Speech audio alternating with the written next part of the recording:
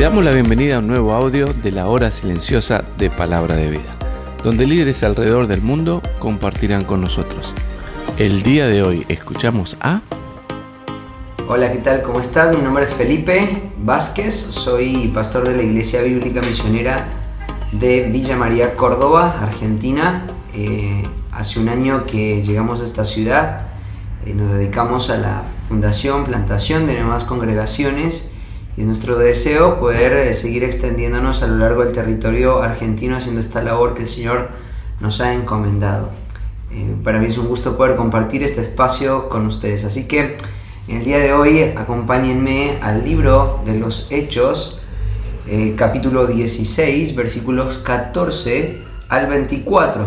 Dice así las Escrituras: Entonces, una mujer llamada Lidia, vendedora de púrpura de la ciudad de Tiatira, que adoraba a Dios, oyendo la palabra, el Señor abrió el corazón de ella para que estuviese atenta a lo que Pablo decía.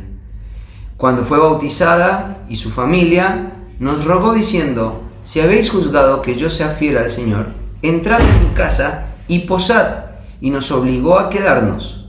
Aconteció que mientras íbamos a la oración, nos salió al encuentro una muchacha que tenía espíritu de adivinación, la cual daba gran ganancia a sus amos, adivinando.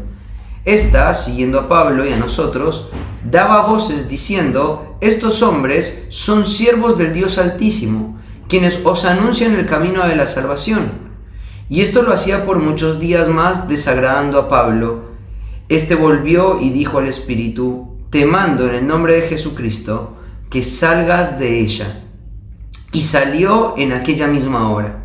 Pero viendo sus amos que había salido la esperanza de su ganancia, prendieron a Pablo y a Silas y los trajeron al foro ante las autoridades. Y presentándolos a los magistrados dijeron: Estos hombres, siendo judíos, alborotan nuestra ciudad y enseñan costumbres que no nos es lícito recibir ni hacer, pues somos romanos. Y se agolpó el pueblo contra ellos, y los magistrados, rasgándoles las ropas, ordenaron azotarles con vara. Después de haberles azotado mucho, los echaron en la cárcel, mandando al carcelero que los guardase con seguridad, el cual recibió este mandato y los metió en el calabozo de más adentro y les aseguró los pies en el cepo. Este es un texto interesante de las Escrituras. El escritor, como seguramente sabes, es Lucas, el compañero de los viajes misioneros de Pablo, en realidad del segundo y tercer viaje misionero de Pablo. Acá en el capítulo 16, Lucas empezó a acompañar a Pablo en sus viajes, y lo sabemos porque desde el capítulo 16 en adelante el libro de los Hechos empieza a narrar desde la primera persona, indicando de que Lucas, el escritor, está inmerso en las vivencias que él está describiendo, y esto lo hace de una impronta mucho más personal.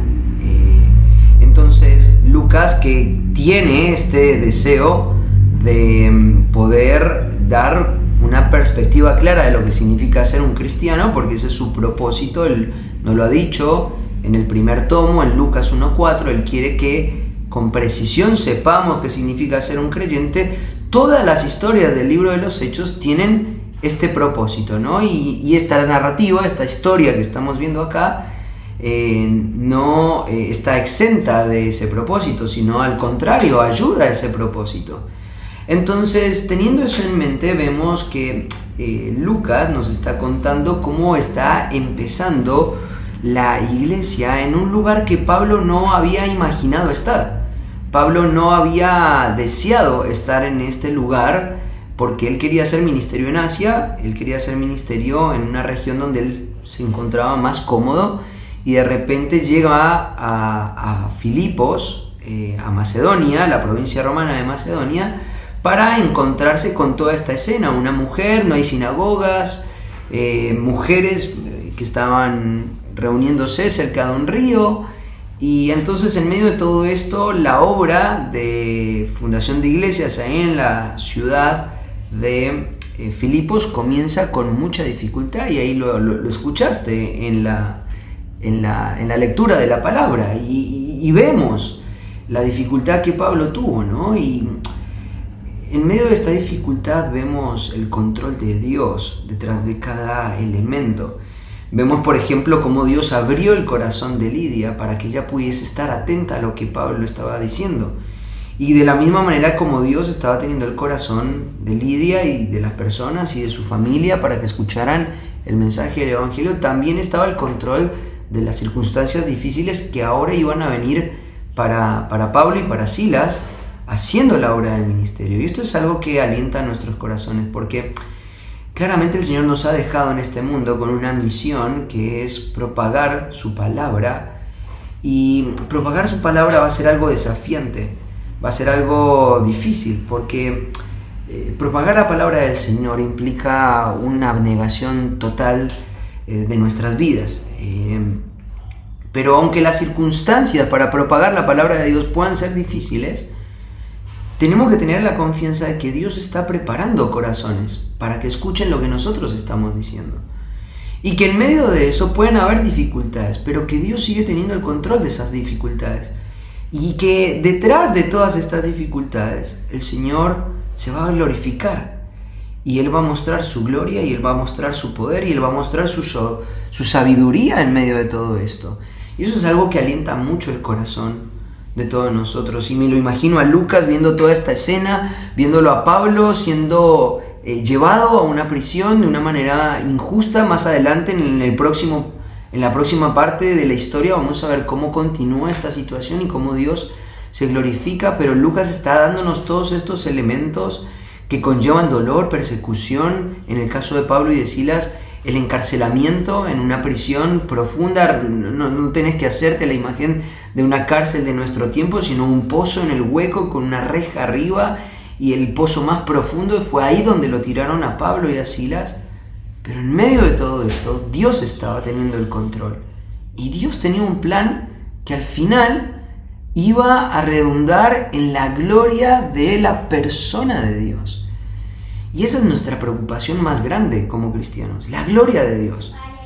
Eso es lo que nosotros más deseamos, la gloria de Dios, la gloria de Dios, la gloria de Dios en las circunstancias buenas, como por ejemplo cuando una persona recibe el mensaje que tenemos para darle, o la gloria de Dios en las circunstancias malas, como pueden ser la cárcel de más al fondo, del más profundo. Y ver a la gloria de Dios en todas estas situaciones, procurar la gloria de Dios en todas estas situaciones, deseando de que nuestras vidas sean un reflejo real, tangible de esa gloria, tendría que ser nuestra preocupación más grande. Y eso lo que haría es que cuando las situaciones más difíciles vengan a nuestra vida, pensar, hay algo más importante que lo que siento, que lo que quiero, que el dolor que estoy experimentando, y es que Dios sea glorificado en toda mi experiencia de vida. Que el Señor te bendiga. Gracias por escucharnos. Recuerda que este audio no reemplaza tu tiempo a solas con Dios. Te animamos a que escribas tus aplicaciones personales. Hasta mañana.